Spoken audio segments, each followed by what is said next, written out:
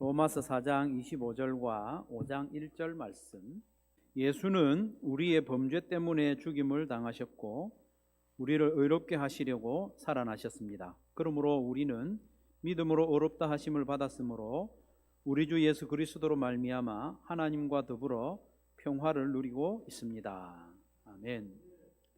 오늘은 우리 부활 인사로 말씀을 시작하면 좋겠습니다. 제가 예수님 부활하셨습니다 하면 여러분은 오른손으로 할렐루야 이렇게 한번 해보겠습니다. 한번 해보겠습니다. 예수님 부활하셨습니다. 한 번 더 하겠습니다. 예수님 부활하셨습니다. 아멘. 예수님 부활하셨기 때문에 우리에게 소망이 있습니다. 그런데 우리가 예수님의 부활과 또 예수님의 십자가 죽음에 대해서 두 가지가 다 복음의 핵심인데 우리가 신앙생활 할 때 비중은 조금 십자가 죽음에 더 이렇게 두고 있지 않는가 그렇게 생각을 합니다. 당장 고난주간 특별 새벽기도만 해도 그렇죠. 한 주간 고난을 기념하고 부활주일 하루 하고 이렇게 또 부활절은 내년을 또 기다리는 그런 형식인 것 같은데 저부터 좀 반성을 해야 되겠다 싶은 생각이 듭니다. 예수님의 십자가 고난을 묵상하는 그만큼 예수님의 부활을 기념하고 묵상하는 시간을 가져야 되지 않겠나 싶은 생각이 듭니다. 하지만 사실 매 주일이 예수님 부활을 기념하는 날인 것을 감안하면 구조적으로는 예수님의 십자가와 예수님의 부활을 이렇게 등한히 하지 않는 그런 구조인 것 같아요. 다만 우리가 이 주일이 우리가 지키는 주일이 예수님의 부활을 기념하는 날이라는 그런 인식이 깊지 못한 것은 조금 우리 형편이 아닌가 싶습니다. 왜 그럴까 좀 곰곰이 생각을 해보았는데요. 저나 우리 성도들이나 예수님의 십자가 죽음과 고난에 대한 의미는 선명하게 이해를 하고 있습니다. 그런데 예수님의 부활의 의미에 대해서는 그만큼 선명하지 못한 이해가 아닌가 그렇게 생각을 합니다. 한번 생각해 보십시오. 만약에 저나 여러분들이 하루 종일 이렇게 밖에 다니면서 잘 아는 사람 한 명을 5번 만났다고 칩시다. 돌아다니면서 잘 아는 사람을 5번 만났고 잘 모르는 사람 봐도 모르는 사람이 내 옆을 10번을 지나쳤다고 생각을 해봅시다. 그럼 저녁에 생각나는 사람은 누가 생각날까요? 잘 아는 사람이 생각나요. 그런 원리가 아닌가 생각합니다. 예수님의 십자가 죽음과 또 그 고난의 의미는 우리가 잘 알기 때문에 신앙생활하면서 그게 자꾸 눈에 들어오고 마음에 잘 새겨지는데 예수님의 부활의 의미는 더 선명하게 이해하지 못하기 때문에 자꾸 지나가는데도 알아채지 못하고 그냥 지나치는 그런 경향이 있지 않은가 생각을 합니다. 그래서 오늘 설교 서두에 부활의 의미를 조금 더 선명하게 정리를 하면 좋겠다 싶습니다. 먼저 예수님의 십자가 죽음의 의미는 우리가 잘 알죠. 그건 예수님이 죄인인 우리의 모든 죄를 대신 지고 죽어주시는 거잖아요. 예수님이 내 죄값을 대신 치러주는 것이 십자가 고난이고 죽음입니다. 내가 죽어야 할 죽음을 대신 죽어주셨다 하는 거죠. 그게 십자가 고난과 죽음입니다. 그렇다면 부활의 의미는 무엇입니까? 예수님이 십자가 죽은 가운데서 살아나시고 무덤에서 다시 나오셨단 말이에요.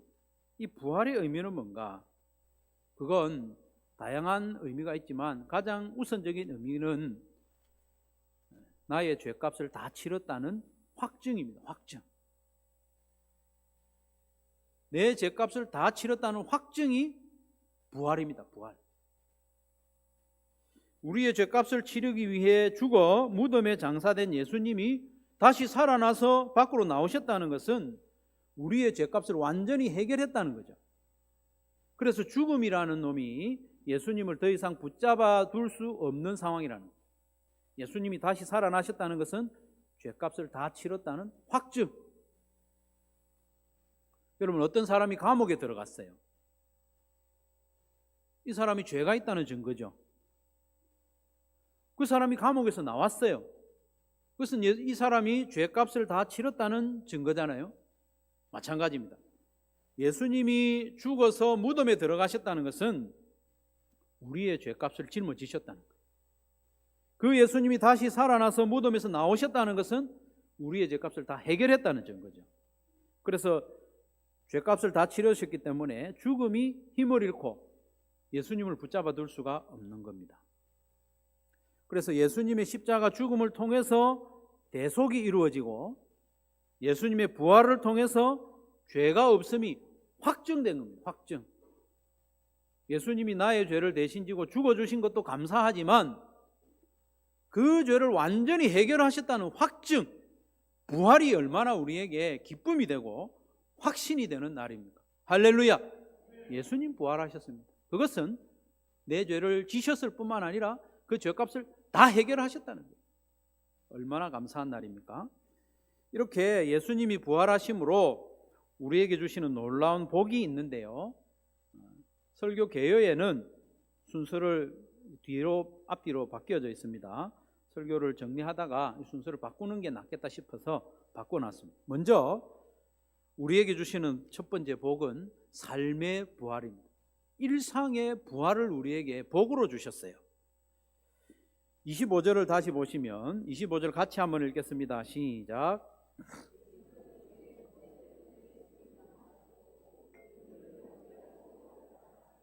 아멘. 어떻게 하려고 다시 살아나셨다고요?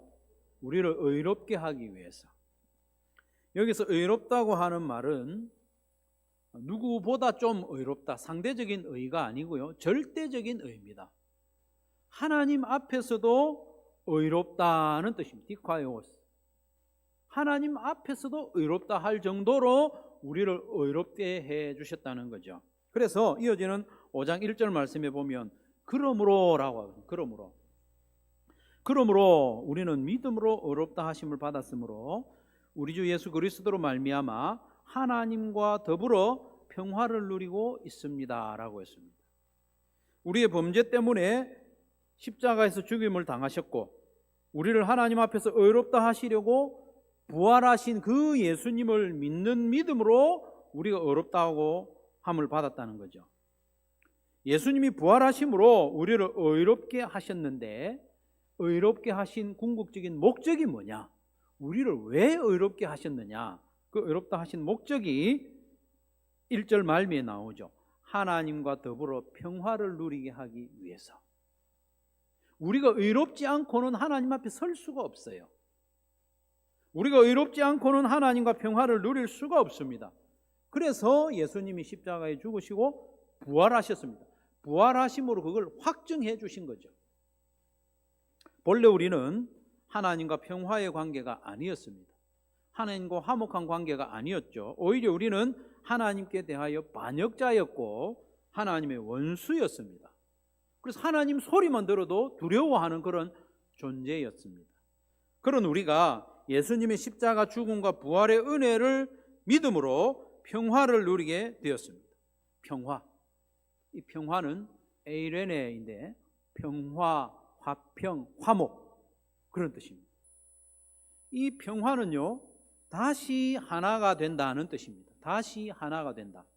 다시 하나가 된다는 말은 전에는 하나가 아니었다는 말이죠. 하나님과 우리는 하나가 아니었어요. 원수였어요. 진노의 대상이었습니다. 심판의 대상이었습니다. 그런 우리가 하나님과 다시 하나가 되었다. 평화를 누리게 되었다. 화목하게 되었다는 거죠. 거룩하시고 전능하시고 무한히 크신 하나님과 교제하기에 조금도 거리낌이나 두려움이 없는 관계로 회복되었다. 우리와의 관계가 회복되었다. 그게 바로 부활입니다. 삶의 부활, 관계의 부활. 여러분, 하나님과의 관계가 끊어진 것이 죽음입니다. 다른 게 죽음이 아니라 하나님과의 관계가 단절된 것이 죽음입니다. 반대로 생명은 하나님과의 관계가 회복된 것이 생명입니다. 숨 쉬는 것이 생명이 아닙니다, 여러분. 하나님과의 관계가 회복되는 것이 생명입니다. 그러니 예수님의 부활로 말미암아 우리도 다시 살아난 거예요. 예수님이 살아나심으로 우리와 하나님과의 관계가 회복되고 우리의 일상이 살아난 겁니다. 그렇기 때문에 우리가 이제 할 일은 뭐냐? 우리의 삶 가운데, 일상 가운데 하나님과 화목함을 누리는 거예요. 하나님과 평화를 누리는 겁니다. 하나님과 친하게 지내는 겁니다. 하나님하고 친하게 지내는 것이 살아있는 겁니다, 여러분. 누가 생명력이 넘치는 사람입니까? 하나님하고 친하게 지내는 사람이 생명력이 넘치는 사람입니다. 하나님하고 친하지 않은 사람, 하나님 별로 안 보고 싶은 사람, 하나님 별로 안 만나고 싶은 사람, 예배의 시간이 즐겁지 않은 사람, 이 사람은 숨은 쉬고 있지만 아픈 사람입니다. 생명력이 너무나도 약해진 사람이죠. 활력이 없습니다. 숨은 붙어 있는데 활력이 없습니다. 힘이 없어요. 능력이 없어요. 생동감이 없습니다. 하나님하고 친하게 지내는 사람이 생명력이 넘치는 사람입니다. 그런 성도들이 되시기를 바랍니다. 친하게 지낸다, 내가 누구와 친하게 지낸다는 그런 관계에 특징이 어떤 것이 있습니까? 친하게 지내는 특징, 현상 어떤 겁니까? 자꾸 생각이 나는 거죠. 생각나는 사람 있습니까, 여러분? 평소에 보고 싶은 사람 있습니까? 친하다는 거예요. 친하게 지내는 사람은 그를 위해서 내가 뭔가를 해주고 싶어요. 그렇잖아요. 친하게 지내는 사람, 내가 좋아하는 사람하고 뭔가 음식을 같이 먹으러 갔다. 그러면 메뉴를 정할 때 그 사람이 먹고 싶은 걸 정해주고 싶지 않겠습니까? 기어이 내가 먹고 싶은 거 정하고, 그거는 친한 관계가 아니죠. 그가 기쁘게 해주고 싶은 것이 친한 관계입니다. 하나님하고 친한 사람도 마찬가지죠. 하나님하고 친한 사람도 자꾸 하나님 생각이 나고, 하나님 만나고 싶고, 하나님을 알고 싶고. 정지용 씨의 시 호수라는 시를 소개하겠습니다. 여러분 다 아시는 시일 수 있는데 한번 읽어드릴게요. 호수. 얼굴 하나야 손바닥 둘로 폭 가리지만, 보고픈 마음 호수만 하니 눈 감을 밖에. 멋지지 않습니까? 네. 한 번 더. 호수. 얼굴 하나야 손바닥 둘로 폭 가리지만, 손바닥 둘로 안 가려지는 얼굴도 가끔 있습니다. 손바닥 둘로 폭 가리지만, 보고픈 마음 호수만 하니 눈 감을 밖에. 얼마나 보고 싶다는 말이에요. 보고 싶은 마음이 호수만 하니까 이 보고 싶은 마음을 가릴 수가 없어요. 그래서 눈을 감는다. 하나님을 향한 우리의 마음이 이랬으면 좋겠다 싶습니다. 하나님이 자꾸 보고 싶고, 하나님 만나고 싶고, 하나님 마음을 더 알았으면 좋겠고, 그랬으면 좋겠습니다. 이런 마음이라면 정말 살아있는 성도죠. 하나님과 화목한 성도입니다. 사실 하나님이 먼저 우리를 이렇게 보고 싶어 하시고 가까이 하고 싶어 하셨어요. 이 성경 전체가 우리를 향한 하나님의 사랑의 고백이지 않습니까?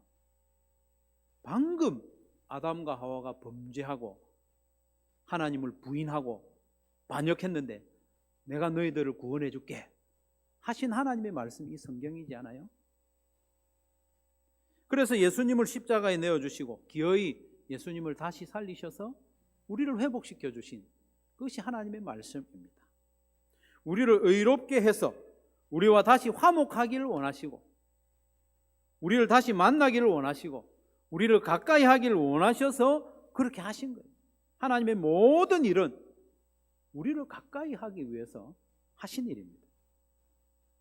하나님의 그런 사랑과 은혜를 이미 우리가 받았으니 우리도 거기에 부응하는 게 마땅하지 않겠습니까? 그러니 우리도 하나님 만나는 시간을 가장 우선으로 하는 연습을 합시다.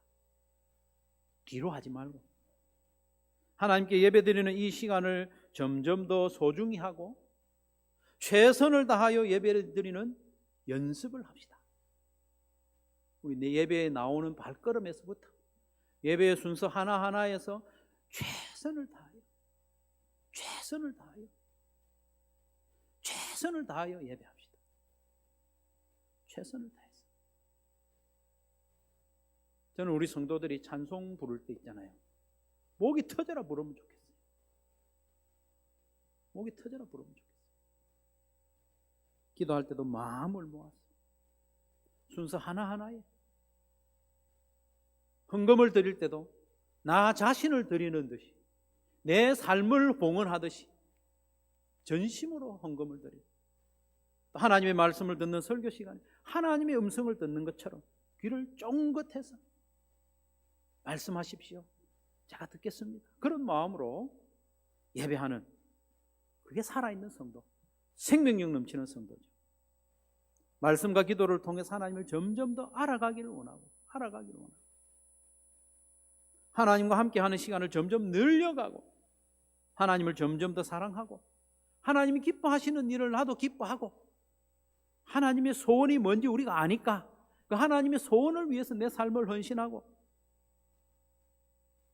그게 살아있는 성도, 삶이 부활한 성도, 숨만 쉬고 있는 성도가 아니라 호흡이 힘차고 삶이 힘찬 성도, 그렇게 하나님을 가까이 하고 하나님과 친밀한 관계에 삶의 부활을 경험하는, 누리는 저와 여러분 되시기를 바랍니다. 두 번째로요, 부활하신 예수님이 우리에게 주신 복이 있는데 그건 몸의 부활입니다. 우리 몸도 부활시켜 주신대요. 얼마나 좋습니까, 여러분? 좋습니까, 안 좋습니까? 좋습니다. 부활하신 예수님께서 우리의 몸의 부활, 영생을 약속하고 있습니다. 우리 점점 죽어가고 있잖아요. 그게 느껴지지 않습니까?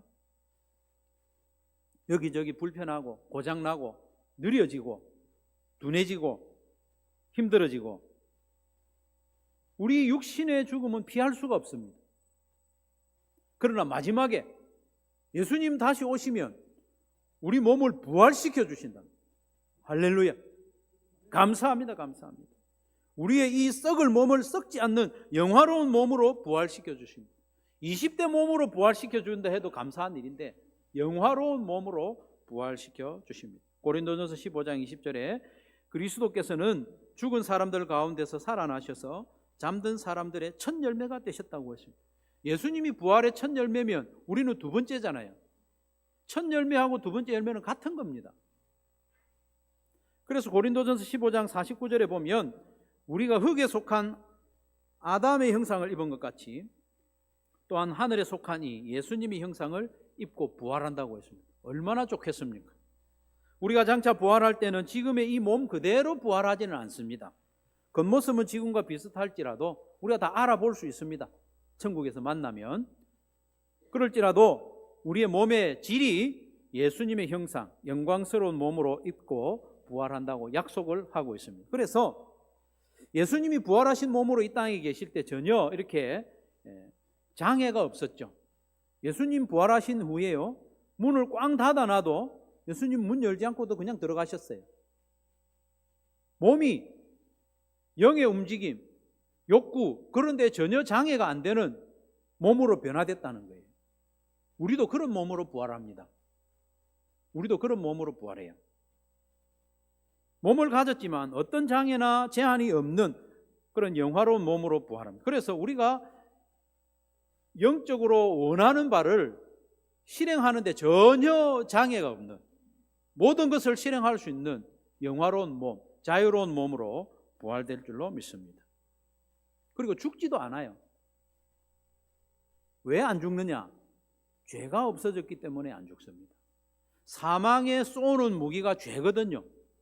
사망이 우리를 죽이는 무기가 죄인데 죄가 없어졌기 때문에 우리는 죽지 않습니다. 고린도전서 15장 26절에 보면 맨 나중에 멸망받을 원수는 사망이라고 했습니다. 나중에 사망도 멸망합니다. 사망, 죽음이 없어졌기 때문에 우리는 죽지 않아요. 요한계시록 20장 14절에도 보면 사망과 지옥이 불바다에 던져진다고 했습니다. 사망조차도 심판받아서 없어집니다. 그러니 우리는 죄가 없어서 사망이 자체가 없어졌기 때문에 죽지 않는 영생을 얻게 되는 겁니다. 이처럼 부활하신 예수님께서 우리에게 몸의 부활을 약속하셨습니다. 부활하신 예수님의 몸과 같이 영화로운 몸을 우리에게 주셔서 영원히 하나님을 가까이 하고 하나님을 경배하고 교제하기에 조금도 부족함이 없는 몸으로 만들어 주시는 거죠. 처음 천지를 창조하셨을 때 아담과 하와의 몸보다 더 완전하고 영화로운 존재가 되게 해 주시는 겁니다. 사랑하는 성도 여러분, 기대하시기 바랍니다. 소망을 가지시기를 바랍니다. 지금은 비록 육신을 가지고 있기 때문에 하나님과 화목한 관계를 유지하는 데 어려움이 있을 수 있습니다. 아침에 일찍 하나님 만나야지, 그 결심하고 잤는데 다음날 너무 피곤해요. 몸이 너무 피곤해서 오늘은 생략, 그렇게 할 때도 있지 않아요? 그러나 장차 우리가 영화로운 몸을 입으면 그런 게 없습니다.